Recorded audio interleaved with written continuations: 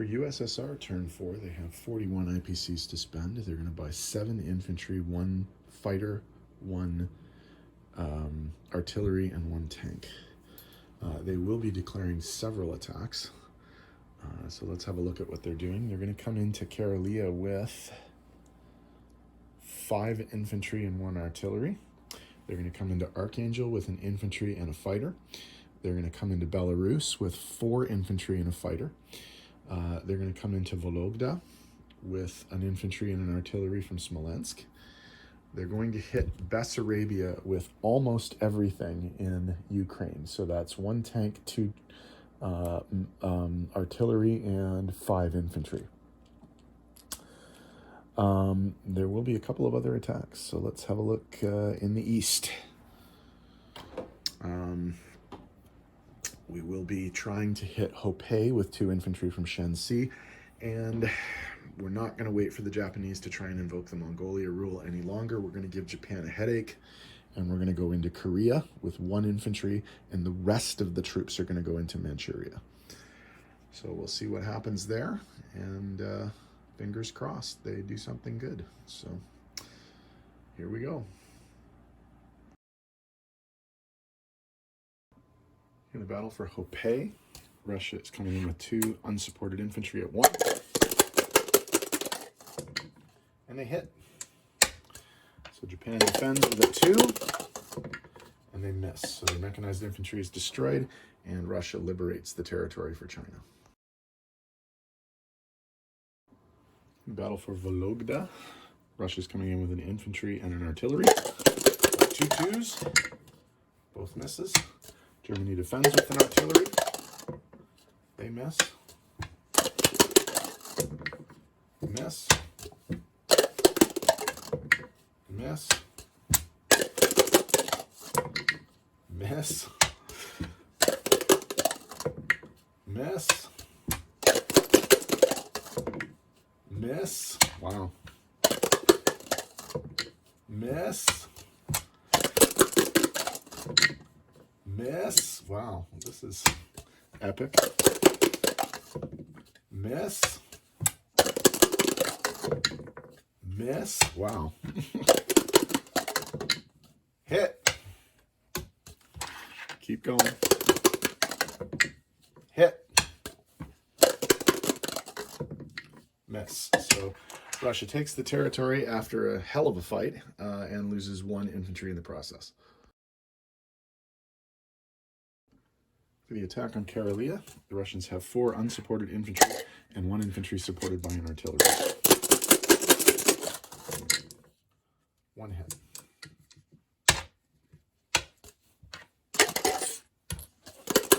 German defense, 1 hit. 1 for 1 so far.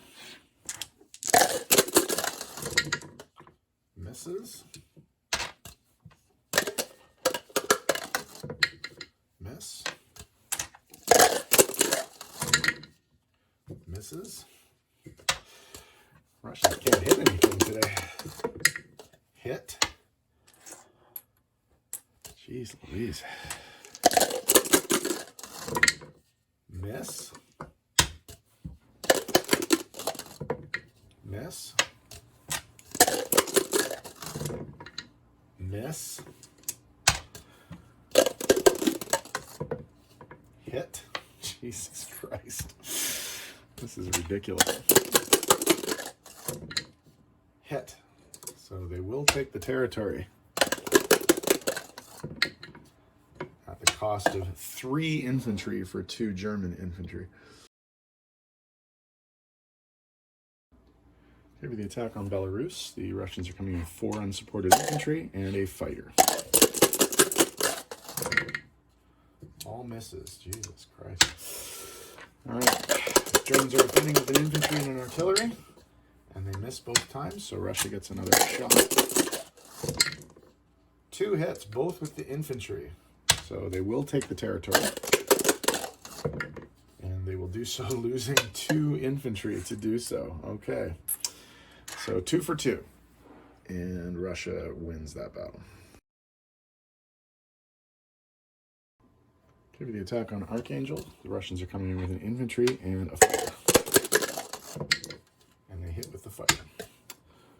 Germany defends and misses. So Russia will take the territory with no casualties. Here's the battle for Bessarabia. The Russians are coming in with 3 unsupported infantry, 2 infantry supported by 2 artillery, and a tank. 1, 2, 3, 4 hits. So that does finish off the entire German contingent. They have 2 mechs, an artillery, and a tank. And they are going to take 2 Russian casualties. So the Russians will lose 2, but take the territory.